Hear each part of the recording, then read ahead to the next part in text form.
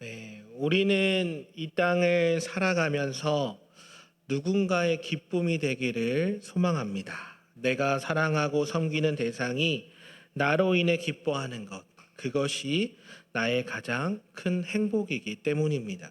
그래서 우리는 교회에서 다음 세대를 섬기는 교사로, 또 안내위원으로, 또 찬양대원으로, 또 식당 봉사위원으로, 또 행복한 밥상으로 여러 모양으로 섬기고 있습니다. 왜 섬깁니까? 나의 섬김을 통해 교회 안에 기쁨이 넘치기 때문입니다. 이처럼 누군가의 기쁨이 되기 위해 우리가 애를 쓰는 것 같이 우리를 지으시고 구원하신 하나님의 기쁨이 되기 위해서는 우리는 어떻게 살아가야 할까요? 오늘 말씀을 통해서 우리가 어떻게 행할 때 하나님을 기쁘시게 하는 삶을 살 수 있는지 함께 생각하며 은혜를 나누기를 원합니다. 오늘 본문의 말씀의 배경인 데살로니가 교회는 사도 바울이 제2차 전도 여행 중에 세운 교회였습니다. 다른 곳에서도 그렇지만 데살로니가에서도 교회를 세울 때 많은 어려움이 있었습니다. 여러 명의 헬라인들과 귀부인들이 바울이 전한 복음을 듣고 예수님을 믿게 되자 유대인들이 바울을 시기했습니다. 그래서 불량배를 동원하여 큰 소동을 일으키고 바울이 머물고 있던 야손의 집에 침입해서 바울을 끌고 가 죽이려 했습니다. 때마침 바울은 그곳에 없어 끌려가지 않았지만 바울은 거기서 더 이상 머물 수 없어 몰래 그곳을 빠져나와야 했습니다. 그렇게 눈물과 핍박 속에 데살로니가 교회가 세워졌지만 감사하게도 교회 성도들은 아주 열심으로 신앙생활했습니다. 과연 그들은 어떤 열심으로 신앙생활했을까요? 데살로니가전서 1장 3절을 보면 사도 바울은 그들에게 세 가지 모습을 기억하며 이렇게 증거합니다. 너희가 믿음의 역사와 사랑의 수고와 우리 주 예수 그리스도에 대한 소망의 인내를 우리 하나님 아버지 앞에서 끊임없이 기억함이니. 바로 믿음의 역사, 그리고 사랑의 수고, 그리고 소망의 인내를 가지고 신앙생활했다라는 것입니다. 그들은 머리로만 믿는 것이 아니라 행동으로 믿음을 증명했고 예수님이 다시 오실 것을 소망하며 핍박 가운데서도 인내했습니다. 무엇보다도 그들에게는 사랑의 수고가 있었다라고 말씀합니다. 우상이 가득했던 도시에서 헛된 우상들을 단호하게 버리고 살아계신 하나님만 섬기기로 결단했다라는 것이죠. 비록 환난과 핍박이 있었지만 그들은 꿋꿋하게 신앙을 지켜 나갔습니다. 그래서 사도 바울은 데살로니가 교회 성도들을 향해 편지를 쓰면서 칭찬을 아주 많이 했습니다. 데살로니가전서 1장 6절과 7절을 보면 또 너희는 많은 환난 가운데서도 성령의 기쁨으로 말씀을 받아 우리와 주를 본받는 자가 되었으니 그러므로 너희가 마게도냐와 아가야에 있는 모든 믿는 자의 본이 되었다라고 말씀하고 있습니다. 데살로니가 교회에 많은 환난이 있었지만 성령의 기쁨으로 말씀을 받아 우리와 주를 본받는 자가 되었다라고 칭찬하고 있는 것이죠. 더 나아가 마게도냐와 아가야에 있는 모든 믿는 자의 본이 되었음을 또한 칭찬하고 있는 것입니다. 그렇게 칭찬받는 교회인데 오늘 본문에서 보면 사도 바울은 다시 한번 이렇게 권하고 있습니다.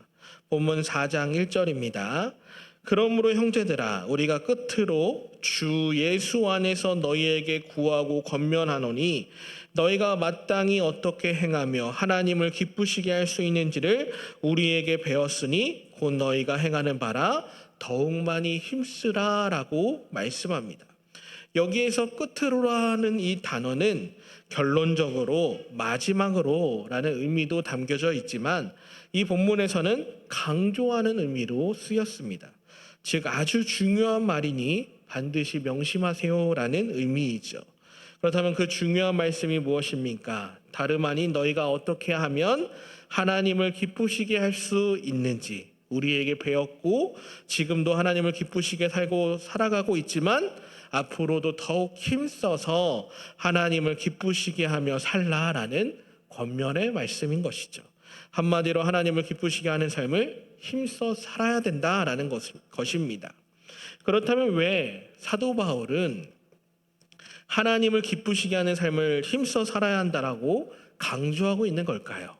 그 이유는 믿음의 사람들에게 있어서 하나님을 기쁘시게 하는 삶이야말로 최고의 가치가 있기 때문입니다. 성경은 계속해서 우리에게 하나님을 기쁘시게 하는 삶을 살라고 가르치고 있습니다. 그것이 하나님께서 우리에게 바라시는 삶이기 때문입니다. 하나님께서 우리를 믿음의 사람으로 부르신 이유는 우리를 통해서 영광을 받기 위해서였습니다. 그리고 우리를 통해 영광 받으실 때 하나님은 기뻐하십니다. 사도 바울은 하나님의 마음을 너무나 잘 알고 있었습니다. 그래서 고린도전서 10장 31절에 보면 이렇게 말씀하죠. 그런즉 너희는 먹든지 마시든지 무엇을 하든지 다 하나님의 영광을 위하여 하라. 그렇습니다. 우리가 무엇을 하든지 다 하나님의 영광을 위해 살아야 한다라는 것입니다. 그런데 우리가 뭔가 큰 일을 해야만 하나님이 기뻐하시고 보통 사람이 이룰 수 없는 엄청난 일을 해야만 하나님께 영광이 되는 삶이 되는 거 아닌가 생각하기 쉽습니다. 아닙니다. 그렇지 않습니다. 영국의 종교개혁자이자 영어 성경 번역가인 월리엄 티테일은 이렇게 말했습니다. 하나님을 기쁘시게 한 것보다 더 나은 것은 없다. 물을 붓든지 접시를 닦든지 구두 수송공이 되든지 사도가 되든지 모두 하나이다. 접시를 닦는 것과 설교하는 것도 모두 하나이며 하나님을 기쁘시게 하기 위한 것이다 라고 말하고 있습니다. 무슨 말입니까? 하나님을 기쁘시게 하는 것에는 귀천이 없다라는 것이죠. 하나님을 사랑하는 마음으로 우리가 있는 그 삶의 자리에서 하나님을 의식하고 하나님의 기쁨이 되는 삶을 살겠다고 마음으로 굳게 다짐하고 살아간다면 그 평범한 일상의 모습을 통해서 하나님께서 영광을 받으신다라는 것입니다. 그러므로 우리는 오늘이라고 주어진 이 작은 일상 속에서 하나님을 기쁘시게 하고 하나님의 영광을 위해 살아야 할 것입니다. 고린도전서 10장 31절에 나타난 먹든지 마시든지라는 이 말은 우리가 늘 해오던 일상적인 삶을 뜻합니다. 매일 아침, 점심, 저녁 식사하는 것처럼 목이 마를 때 물을 마시는 것처럼 평범하고도 작은 오늘의 일상 속에서 하나님의 영광을 위한 삶을 살라라는 것입니다. 히브리서 11장에 보면 믿음장으로 불리는데 수많은 믿음의 사람들을 소개합니다. 모두가 하나님을 기쁘시게 한 믿음의 사람들이지만 그 중에서도 특별히 하나님을 기쁘시게 했던 사람으로 소개되는 사람이 있습니다. 바로 에녹이죠. 히브리서 11장 5절을 보면 다음과 같이 말합니다. 믿음으로 에녹은 죽음을 보지 않고 옮겨졌으니 하나님이 그를 옮기심으로 다시 보이지 아니하였느니라. 그는 옮기기 전에는 하나님을 기쁘시게 하는 자라는 증거를 받았느니라 라고 말씀합니다. 여기서 보면 그는 하나님을 기쁘시게 하는 자라는 증거를 얻었다라고 말합니다. 그러면 에녹의 삶은 어땠을까요? 창세기 5장 22절과 24절에 그의 생애를 말씀하고 있는데 창세기 5장 22절과 24절을 보면 무두셀라를 낳은 후 300년을 하나님과 동행하며 자녀들을 낳았으며 그는 365세를 살았더라. 에녹이 하나님과 동행하더니 하나님이 그를 데려가심으로 세상에 있지 아니하였더라 라고 말씀합니다. 우리는 창세기 이 5장의 말씀을 통해서 에녹이 어떤 거창하고도 특별한 업적을 남겼다라는 기록을 볼 수 없습니다. 그저 에녹은 어떻게 했습니까? 하나님과 동행했다라는 것입니다. 1년 365일 에녹은 마치 하루하루를 하나님과 함께 걷던 매일을 동행하는 삶을 살았다라는 것입니다. 그런데 그것이 무엇입니까? 하나님의 기쁨이 되었다라고 말씀하고 있습니다. 그렇습니다. 하나님을 기쁘시게 하는 삶, 특별한 것이 아닙니다. 남들보다 뛰어난 그 무언가를 해내는 것이 아닙니다. 오늘의 일상 속에서 평범하고도 작은 소소한 일상 속에서 하나님과 동행하며 살아가는 것입니다. 오늘 본문인 데살로니가전서 4장 2절부터 12절까지 이어지는 이 바울의 권면을 보면 그 회담 역시 지극히 평범하고도 일상적인 삶을 이야기하고 있습니다. 바울은 그들에게 음란을 버리고 거룩함을 지키며 형제를 진심으로 사랑하며 또 조용히 자기 일을 하며 손으로 수고하기를 힘쓸 것을 당부하고 있습니다. 즉 하나님을 기쁘시게 하는 삶이 저 멀리 선교지나 특별한 사역의 현장이 아니라 바로 우리가 발 딛고 서 있는 오늘의 일상 속에서의 삶을 말해주고 있는 것입니다. 가정에서 내 가족을 사랑하고 또 인내하며 섬기는 것, 그리고 직장에서 일터에서 정직하고 성실하게 나의 책임을 다하는 것, 그리고 누군가의 아픔에 공감하며 따뜻한 위로의 말 한마디를 건네는 것, 또 내게 주어진 하루를 감사함으로 살아내는 것, 이렇게 지극히 작고 소박해 보이는 하루하루의 이 발걸음들이 모여서 하나님의 기쁨이 되는 것이다 라는 말씀입니다.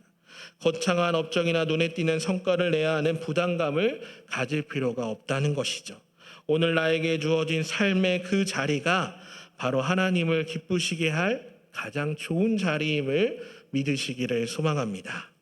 그러면서 하나님과 동행하는 삶을 살 때 주의해야 할 점은 있습니다. 바로 육신의 삶을 경계해야 하는 것이죠. 로마서 8장 8절을 보면 이렇게 경고합니다. 육신에 있는 자들은 하나님을 기쁘시게 할 수 없느니라. 그러면 육신에 있는 자들은 무엇을 뜻할까요? 육신은 욕망의 지배를 받는 자들이다라는 것이죠. 내 인생의 주인은 나라고 생각하는 사람들이죠. 그들은 하나님을 의식하지 않습니다. 내 생각대로 내 방법대로 살아가는 자들이죠. 나의 행복만 추구하고 내가 갖고 싶은 것을 갖기 위해 물불을 가리지 않는 자들을 뜻합니다. 하지만 믿음의 사람들은 다르다는 것이죠. 믿음의 사람들은 썩어 없어질 이 세상의 나라가 아니라 영원한 하나님 나라의 백성들입니다. 죽을 수밖에 없는 인생, 멸망당할 수밖에 없는 우리를 십자가의 은혜로 건져내사 하나님의 자녀이자 그 나라의 영광스러운 백성으로 삼아주셨기에 우리는 달라야 된다라는 것입니다. 하나님 나라의 핵심은 장소가 아니라 하나님의 다스림인 것이죠. 믿음의 사람은 내 인생의 주인에서 스스로 내려와서 기꺼이 하나님을 내 삶의 주인으로 모시는 자들이다라는 것입니다. 나의 뜻이 아니라 하나님의 통치를 온전히 순종하는 자들을 말하는 것이죠. 그렇게 우리는 세상의 기준에서 조금 손해보거나 내 개인의 안락함을 내려놓아야 한다 할지라도 왕 대신 주님의 기쁨이 되는 삶이 얼마나 복되고 가치 있는 것임을 아는 자들이다라는 것이죠. 내 안에 헛된 나의 왕국을 무너뜨리고 그 자리에 하나님의 나라를 세워가며 과감히 내 고집을 꺾고 하나님께서 기뻐하시는 길을 기쁨으로 선택하는 것, 이것이 바로 하나님 나라 백성된 우리의 특권이자 영광이 되는 것입니다. 그렇다면 매일의 삶에서 하나님을 기쁘시게 하는 삶을 살아가는 구체적인 방법은 무엇일까요? 에베소서 5장 10절은 이렇게 말씀합니다. 주를 기쁘시게 할 것이 무엇인가 시험하여 보라. 그렇습니다. 여기에서 이 시험하여 보라라는 말은 성경의 원어로 도키마조라는 단어가 쓰였습니다. 이 단어는 본래 금세공이 금을 불에 연단하여 불순물을 걸러내고 이것이 진짜 순금인지 아닌지를 검사하고 증명할 때 쓰이는 단어입니다. 즉 하나님을 기쁘시게 하는 삶은 어느 날 갑자기 저절로 되는 것이 아닙니다. 내 생각, 내 방법, 내 언어, 이 모든 것을 하나님의 말씀이라는 불에 비추어서 곰곰이 검사해보고 치열한 과정이 필요하다라는 것입니다. 우리가 마트에서 물건 하나 살 때도 유통기간이 언제인지, 성분이 무엇인지, 가격이 합리적인지 꼼꼼히 따져보지 않습니까? 하물며 나를 구원하신 주님을 기쁘시게 하는 일인데 우리가 어찌 대충 생각하고 내 감정대로 행동하겠습니까? 그러므로 시험하여 본다는 것은 수동적으로 죄만 안 지으려고 피하는 삶이 아니다라는 것입니다. 사랑하는 사람을 위해 어떤 선물을 할까? 어떻게 하면 그 사람을 웃게 할까? 즐겁게 고민하는 것처럼 내 삶의 모든 순간에 주님이 기뻐하시는 것이 무엇인가라는 질문이 필요하다라는 것입니다. 직장에서나 가정에서 누군가의 의견이 맞지 않아 화가 치밀어 오를 때가 있습니다. 그럴 때 내 감정의 말로 쏟아내기 전에 잠시 멈추어서 생각해 보는 것입니다. 주님이라면 내가 어떻게 반응하기를 원하실까?